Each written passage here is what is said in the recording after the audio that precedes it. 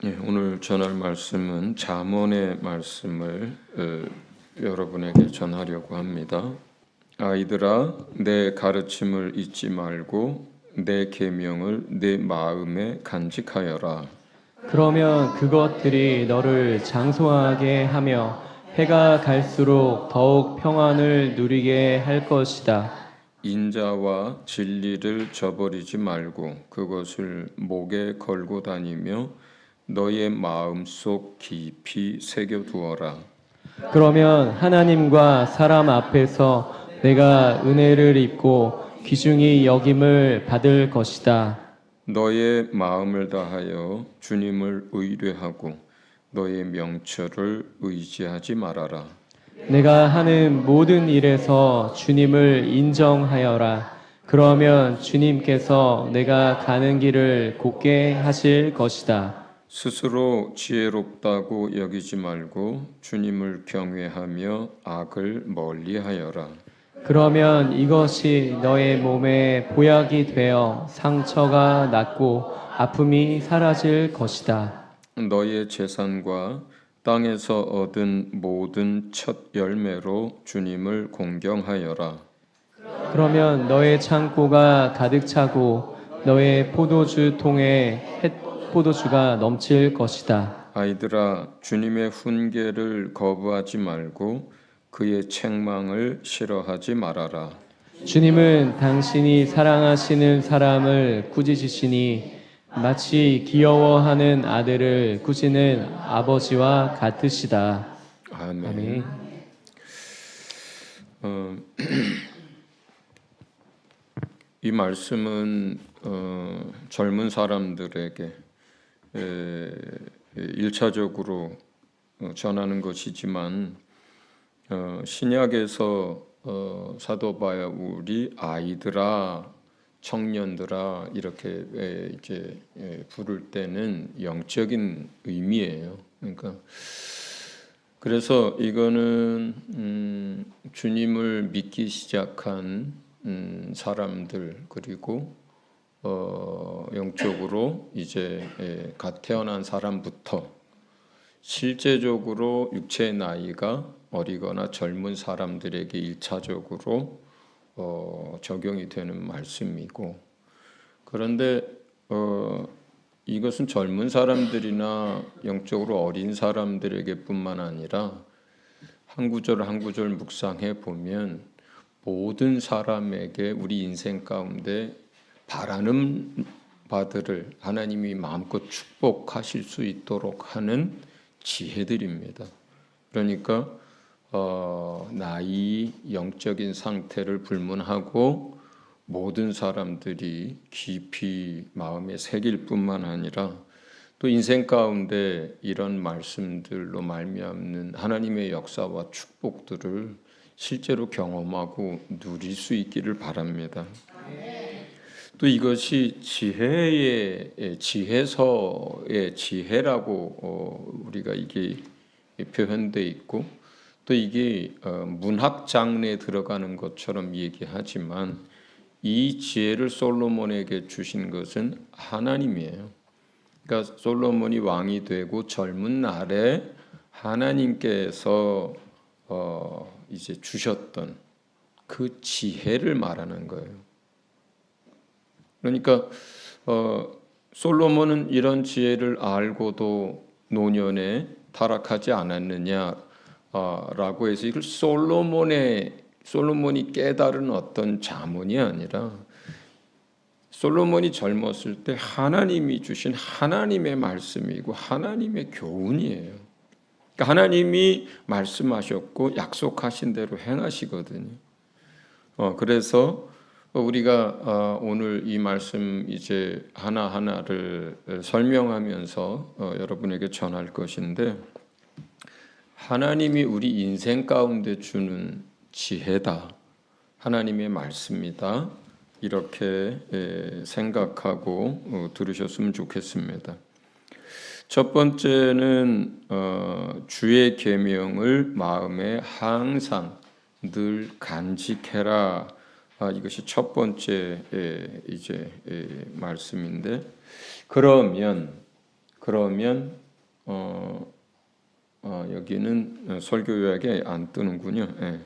자, 그러면 따라합니다. 장수하게 되고 해가 갈수록 평안한 삶을 살게 될 것이다.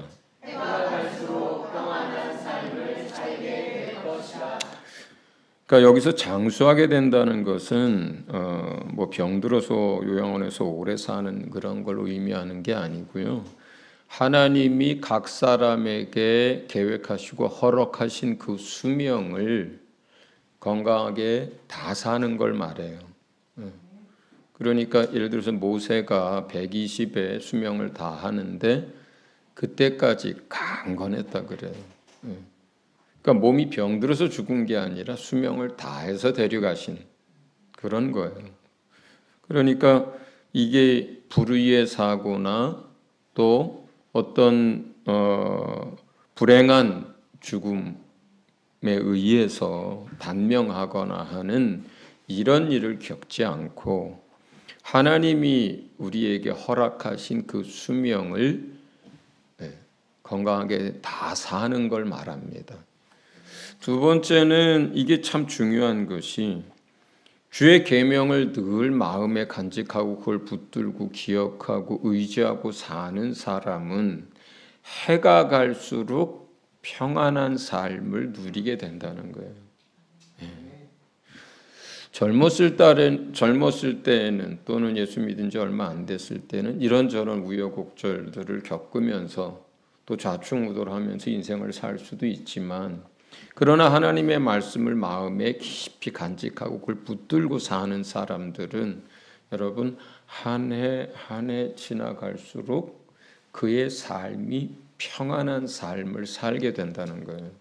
네. 이 반대에 사는 사람들도 참 많죠. 태어나기는 유복하게 태어나서도 살아갈수록 그 삶에 많은 어려움들을 겪는 사람들이 있습니다. 또 가진 것은 많은데 누리지 못하고 날마다 그 평안이 없이 사는 사람들도 많습니다. 노년으로 갈수록 그 삶이 어려워지는 사람들도 많습니다.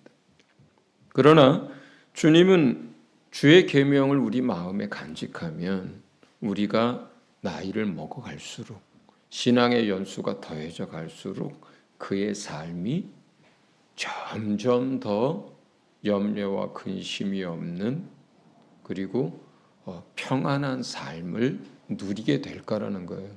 예. 우리가 살아보면 압니다. 이 평안이 없는 삶이라고 하는 것이 아무리 뭐가 조건이 좋고 또 지위가 높고 가진 게 많아도 그 삶이 평안이 없으면 참 그게 불행해요. 행복이나 기쁨, 감사를 누리지 못합니다. 자, 첫 번째 그래서 주는 교훈은 말씀은 주의 계명을 주의 말씀들을 늘 마음에 깊이 간직하자는 겁니다. 두 번째는 인자와 진리를 저버리지 말라 그래요. 그 인자와 진리를 항상 목에다 걸고 댕기고 마음속에 깊이 새겨두라고 합니다. 여기서 인자와 진리를 저버리지 말라는 것은 그 인자라고 하는 것은 긍휼과 자비와 사랑을 말해요. 어떤 상황에서 누구를 만나든지 어떤 때든지 어떤 상황 속에서라도 누군가를 대할 때 심지어 하나님이 기르시는 짐승 하나를 대할 때에도 긍휼을 잊지 말고 자비를 잊지 말고 힘을 다해서 섬기고 사랑하는 것을 그걸 힘써서 행하라는 거예요. 그렇게 되면 하나님과 사람 앞에서 귀중히 여김을 받게 될 거라 그래요. 그렇게 사랑과 긍휼과 자비로 누구를 대하든 가난한 사람을 대하든 부자를 대하든 유명한 사람을 대하든 무명한 사람을 대하든 심지어 많은 사람들로부터 업신여김과 멸시를 받는 사람들에게까지, 그리고 미물에게까지. 그렇잖아요. 하나님이 뭐라 그래요? 사냥을 나가서도요, 같은 날에 어미와 새끼를 같이 죽이지 말라 그래요. 그러니까 하나님 자신이 참새 한 마리의 생명도 귀히 여기고 벌레 하나도 하나님이 그걸 키우고 또 보존하시는 하나님이시거든요. 그러니까 사람에게뿐만 아니라 살아있는 생명을 대할 때 이렇게 하라는 거예요. 그러면 하나님께 귀하게 여김을 받을 뿐만 아니라 사람들이 그런 사람을 존중합니다. 무시하지 않습니다. 함부로 대하지 않습니다. 그 사람을. 그 다음에 세 번째와 네 번째는 이게 연결되어 있는 건데, 마음을 다하여, 주보 보세요. 주보에 나와 있습니다. 자, 마음을 다하여 주님을 의뢰하고 자신의 명철을 의지하지 말자. 네 번째, 행하는 모든 일에 주님을 인정하자. 이게 절수로는 이게 분리가 되어 있는데 이게 이어진 거예요. 내용 자체가. 자, 우리가 마음을 다해서 믿음으로 주님을 의지하는 것, 의뢰하는 것. 그 대신에 자기의 명철이나 경험을 의지하지 않는 것. 그리고 내가 사는 모든 영역에서, 일어나는 모든 일에서, 하는 모든 일에서 주님을 인정하는 것. 이 회사를 내가 다니게 된 것도 주님의 인도하심이고, 이 사람을 만나게 된 것도 주님의 인도하심이고, 내가 행하는 이 일에도 주님이 보고 계시고 함께 하시고, 가정에서도 교회에서도 이웃에게도 직장에서도, 우리가 자영업을 하든 회사에 다니든 식물을 키우든 동물을 키우든 우리가 남의 집 일을 하든 뭘 하든 간에 항상 그 자리에 주님이 함께 하신다는 것을 인정하는 것, 주님이 주관하신다는 걸 인정하는 것, 주님이 왕 되신 것을 인정하는 것, 주님이 역사하고 계신다는 것을 인정하는 것. 거기에 믿음이 필요하죠. 그리고 온전하게 맡기는 게 필요해요. 그리고 자기를 부인하는 게 필요해요. 자기를 부인하지 않으면 자기 경험을 의지합니다. 자기를 부인하지 않으면 자기의 명철을 의지합니다. 자기를 부인하지 않으면 자기가 타고난 성정대로 행동하게 됩니다.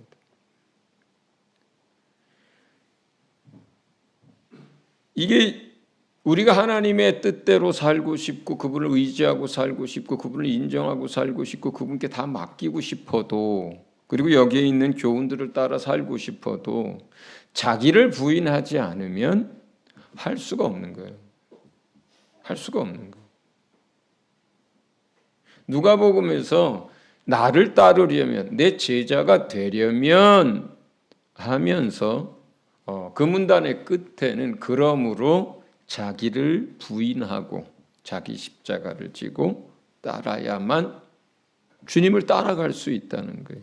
주님을 따라간다는 것이 추상적인 이야기가 아닙니다.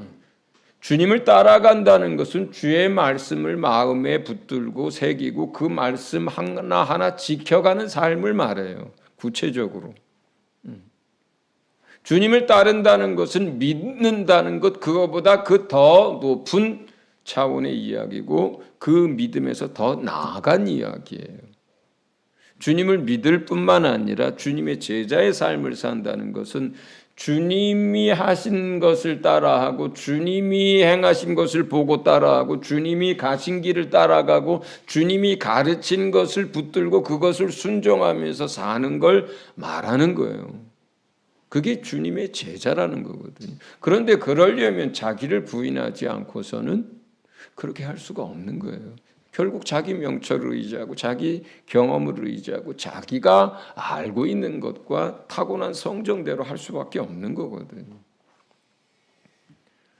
그런데 우리가 주님을 의뢰하고 모든 일에 주님을 인정하게 되면 따라합니다. 주님께서 내가 가는 길을 곧게 하실 것이다. 우리가 어떤 사람들은 어떤 곳을 향해서 가는데 이렇게 돌고 저렇게 돌아가지고 인생을 허비하다가 결국 가는 사람들도 많습니다. 고든 길 놔두고 뭔가 하는데 계속 제자리를 뺑뺑뺑뺑 도는 사람들 많습니다.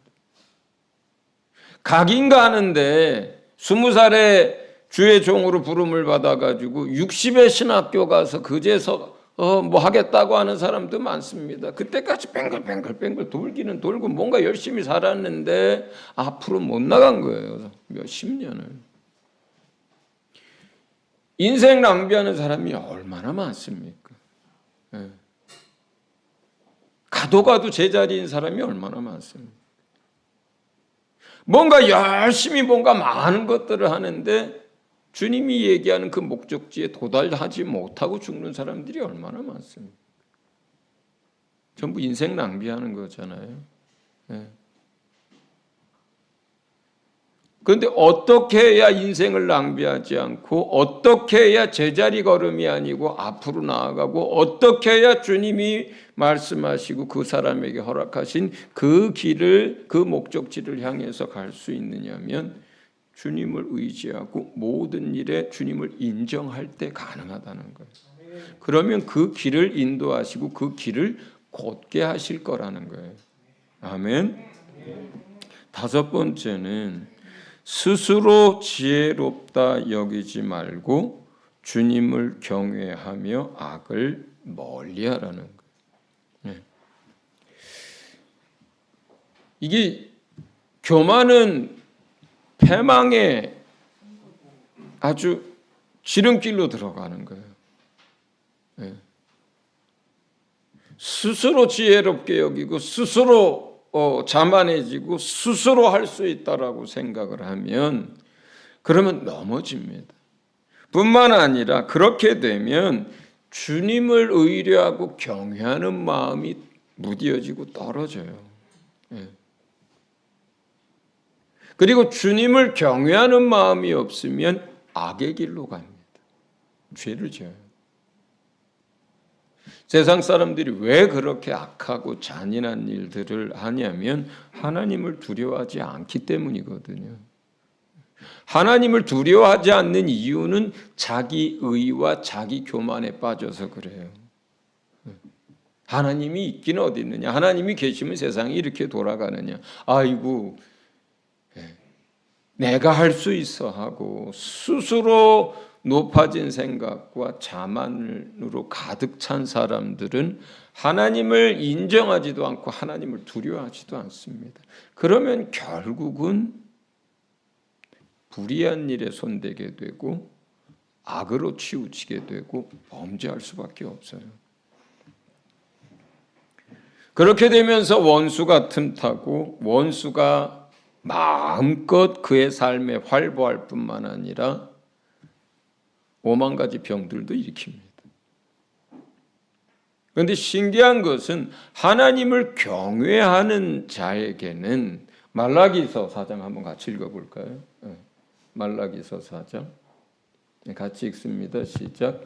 그러나 내 이름을 경외하는 너희에게는 의로운 해가 떠올라서 치료하는 광선을 발할 것이니 너희는 외양간에서 풀려난 송아지처럼 뛰어다닐 것이다.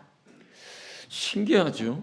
이 잠언에도 하나님을 경외하고 악을 멀리하게 될 때 이것이 우리 몸에 보약이 되어 상처를 낫게 하고 아픔이 사라지게 될 것이다. 제 영어 성경에는 그러면 내 몸이 치유되고 뼈가 튼튼해질 것이다. 그러니까 몸과 마음의 치유와 하나님을 경외하는 것을 같이 연결시켜요. 그런데 말라기에도 똑같이 그렇게 기록이 되어 있어요. 그러니까 우리가 하나님을 경외하는 자가 병에 걸렸을 때 하나님께 간구하면 하나님이 그 간구를 들으시고 고칩니다. 하나님을 경외하고 죄에서 떠날 때에 하나님의 보호하심 속에 있으면서 원수의 역사들을 막아줍니다. 하나님을 경외하는 자가 하나님의 도우심과 긍휼히 여김으로 마음의 상처들이 치유되고 또 정신의 왜곡된 것들이 바로잡아지고 몸의 질병들을 예수께서 채찍에 맞으신 그 공로를 입혀주셔서 치유하시는 일들이 하나님을 경외하는 자에게, 그래서 악을 떠나고 주님을 앞에 겸손히 주님을 따라가는 자에게 이와 같이 치유하는 역사를 하신다고 약속합니다. 할렐루야. 아멘. 여섯 번째는 너희의 재산과 땅에서 얻은 모든 첫 열매로 주님을 공경해라, 이렇게 얘기해요. 여기서 재산을 통해서, 그러니까 오늘날로 표현하면 금융소득 같은 거예요. 땅에서 얻은, 이거는 우리가 일해서 얻은 소득을 말해요. 그러니까 재산으로 인해서 또는 어디에 뭘 투자하거나 해서 얻은 금융소득뿐만 아니라 또 우리가 뭐 자영업이든 또 회사에 다니든 뭘 하든 수고하여서 얻은 그 소득의 첫 열매로 주님을 공경해라, 이렇게 얘기합니다. 그런데 이게 참 쉽지는 않아요. 여기에서 그 사람의 믿음을 봅니다. 보통 금융이든 뭐 일에서 얻은 것이든 첫 열매를 이제 받아야 하는 때쯤 되면 대부분은 힘든 상태예요, 재정적으로. 그때까지 취업을 준비한다든지, 그때까지 투자를 했다든지, 그때까지 뭘 했다든지 그런 상태거든요. 그런데 그 첫 열매, 또 취업도 마찬가지. 이번에 그 예수생명교회 젊은이 하나가 이제 대학을 졸업하고 한참을 취업 준비를 하다가 겨우 이제 취업이 됐어요. 근데 그 아이가 미얀마 이제 그 구제할 때 처음에 3만 원을 보냈고 나중에 2만 원을 더 보내더라고요. 근데 이남주 목사님이 얘기하시더라고요. 이번 한 달 지나야 첫 열매를 받을 것인데, 월급을. 근데 그 아이의 믿음으로 봐서 이것도 주님께 드릴 건데, 그러면 또 그 다음 달 월급 받을 때까지 없어요, 돈이. 그렇죠? 그러니까 첫 열매를 주님께 드리면 두 달을 궁핍한 가운데 겨우겨우 버텨야 하는 거거든요. 그렇습니다, 이게. 그러니까 그런 상황에서 첫 열매를 주님께 드린다는 건 어떤 거냐면 철저하게 주님으로 말미암아 살 것이고 주님을 의지하는 믿음이 없이는 안 되는 거예요. 네. 여러분, 이런 일에서 부모가 설득해서 자식 첫 열매 드리도록 하진 마세요. 네. 믿음을 도와줘야 되는 거예요. 믿음을 도와줘요. 원리와 하나님의 약속을 알려줘야 하는 거예요, 자식한테. 그래서 그 자식이 그 믿음을 가지고 드려야 하는 거예요. 남편이 그 믿음을 가지고 드려야 하는 거예요. 자, 그러면 주님이 뭐라고 얘기합니까? 다 따라서 합니다. 그러면 너희 창고가 가득 차고 너희 포도주통에 햇포도주가 넘칠 것이다. 부요함에 대한 약속이에요. 재물에 대한 약속이에요. 그 삶의 필요를 채워주시겠다는 것에 대한 약속입니다. 자, 여러분 한번 보세요. 첫 번째, 주의 계명을 마음에 늘 간직하면 주께서 허락하신 수명을 건강하게 다 살고 평안한 삶을 살게 돼요. 평안한 삶을, 사건, 사고, 불행한 일 막 이런 일로 죽지 않고 평안한 삶을 삽니다. 두 번째, 인자와 진리를 버리지 않으면 모든 사람들과 하나님으로부터 존중과 귀중히 여김을 받습니다. 세 번째, 네 번째, 우리가 마음을 다해서 주님을 의지하고 주님을 인정하면 우리의 삶과 우리의 발걸음을 곧은 길로 인도하십니다. 그 다음에 다섯 번째, 주님을 경외하는 자에게 건강을 약속합니다. 그리고 모든 첫 열매로 주님을 공경하는 자에게 부요함을 약속합니다. 여러분 여기서 더 원하는 게 뭐가 있습니까? 미모를 원해요? 아니면 이 근육을 원해요? 그런 것도 다 좋겠지만, 자, 우리 인생이 모든 인생이 다 바라는 게 있다면 이런 거잖아요. 평안한 삶을 원합니다. 불의한 사고로 단명하지 않고 수명을 다하기를 원합니다. 모든 사람들로부터 존중받고 사랑받고 귀히 여기기를 원합니다. 그리고 우리의 인생을 낭비하지 않고 곧게 그렇게 보람있고 의미 있는 삶을 살고 싶어 합니다. 마음이든 육체든 병들지 않고 건강한 삶을 살기를 원합니다. 물질로 궁핍하여서 어려움 당하지 않고 모든 것이 또 부요함 가운데서 주님을 섬길 수 있길 원합니다. 뭐가 더 있을까요? 뭐가 더 있을까요? 대통령이 된다 한들 이것만 하겠어요? 대한민국에서 대통령은 욕먹는 자리고,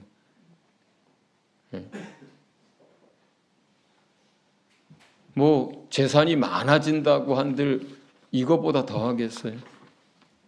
재벌그룹 회장이 된다고 해도요 5끼 6끼 못 먹습니다. 잠을 잔다고 해도요 꿀잠 자지 못합니다. 몇백만 원짜리 옷을 입는다고 해도 저 구제샵에서 10,000원짜리 거친 거랑 다를 게 없어요. 사람들이 우하지만 돌아가지고는 저 새끼하고 욕하면 그게 존중받는 건 아니잖아요.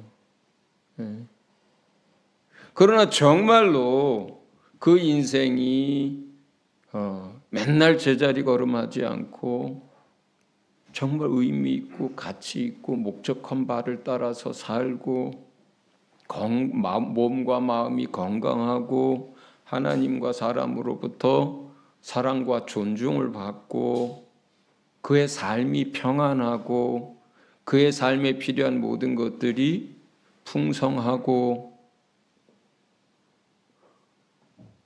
우리 모두가 바라는 거잖아요. 그런데 하나님은 이 모두가 바라는 것을 얻을 수 있는 인생 설계를 이렇게 하셨다는 거예요. 하나님이 이렇게 설계하셨다는 거예요. 그러면 그 설계를 따라서 살 때 그걸 누릴 수 있는 거예요. 사람은 변해도 하나님은 변하지 않습니다. 사람은 시건을 해도 하나님은 시건하지 않습니다. 사람은 마음에 원해도 할 수 없지만 하나님은 원하는 그것을 다 하실 수 있는 유일하신 하나님이세요. 네. 여러분의 명철과 여러분의 지식과 여러분의 능력이 이런 걸 가져다 주지 않습니다.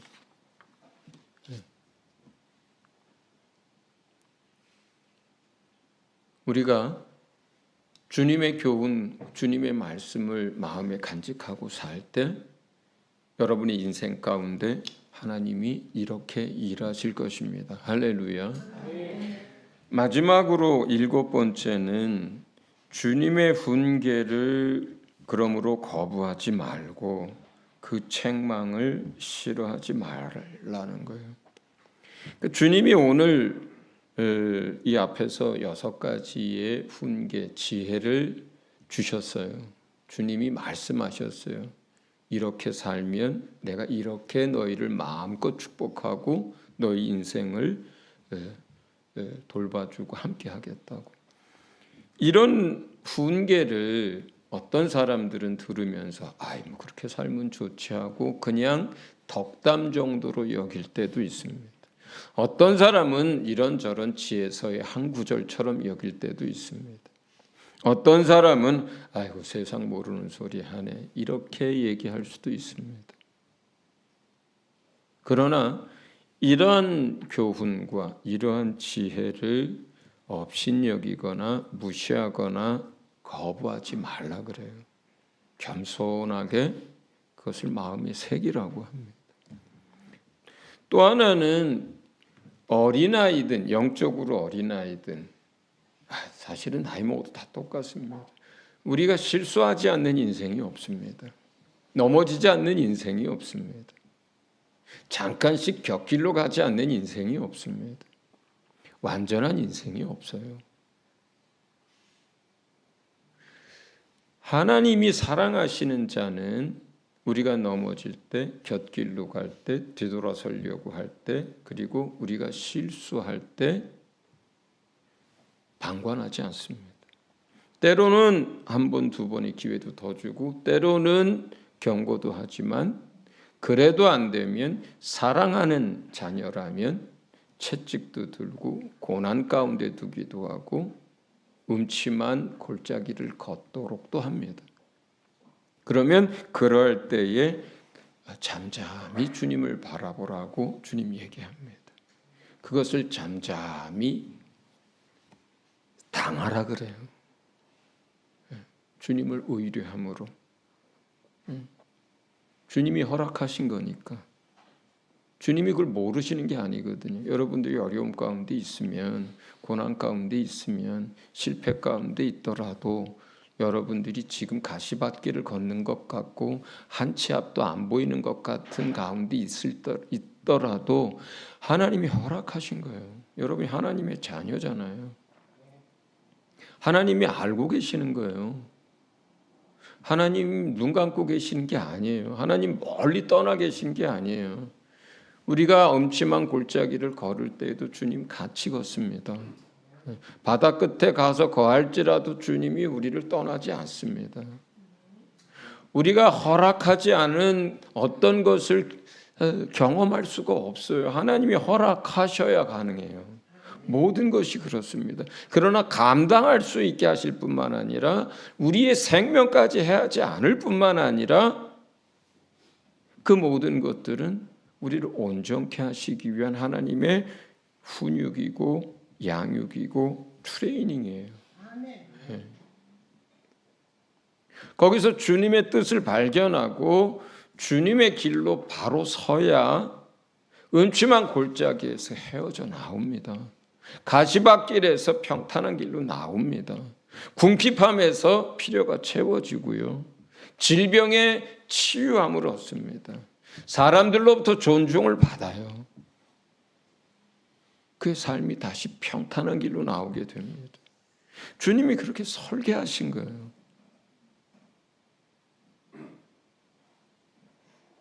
주님이 관여하지 않고 징계하지 않고 주님이 우리를 고난의 자리로 두지 않는다면 그건 버린 거예요. 부모가 없는 사생아예요. 그것은. 주의 완전하심과 그의 전지전능하신 것과 나를 사랑하시는 것과 지금 나와 함께 내 옆에 내 안에 계시다는 것을 믿는 그 믿음을 가지고 우리가 주님을 잠잠히 바라보면 주님이 다시 햇빛 가운데로 평탄한 가운데로 또 건강함 가운데로 부요함 가운데로 주님이 반드시 일하십니다. 할렐루야. 우리가 마지막으로 히브리서 12장 6절에서 9절 말씀을 함께 읽고 설교를 마치도록 하겠습니다. 같이 읽습니다. 시작.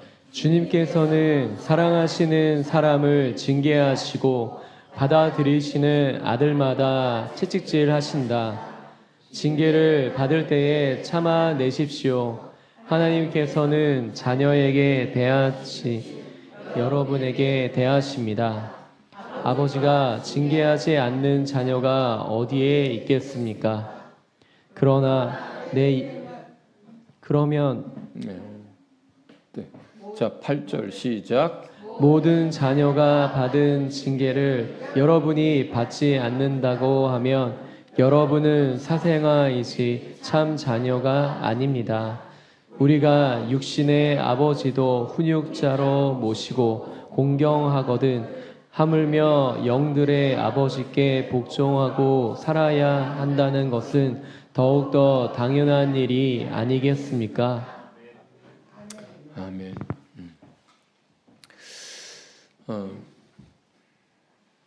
꾸지람 없이 그냥 알아서 잘 크는 아이는 세상에 아무도 없습니다. 징계하지 않고 혼내고 훈육하고 때로는 매들고 그래야 아이가 바로 자라는 것처럼 주님이 우리를 그렇게 양육하고 훈육하고 키우십니다. 왜 그렇습니까? 그분이 우리의 참 아버지이기 때문에 그렇습니다. 아멘. 우리 말씀을 기억하면서 이런 교훈들을 가벼이 여기지 말고 마음에 간직할 뿐만 아니라 자기를 부인하고 이 한 구절 한 구절을 우리 삶에 실천할 수 있도록 같이, 그리고 하나님께서 마음껏 우리 인생 가운데 축복해 주시도록 기도하겠습니다.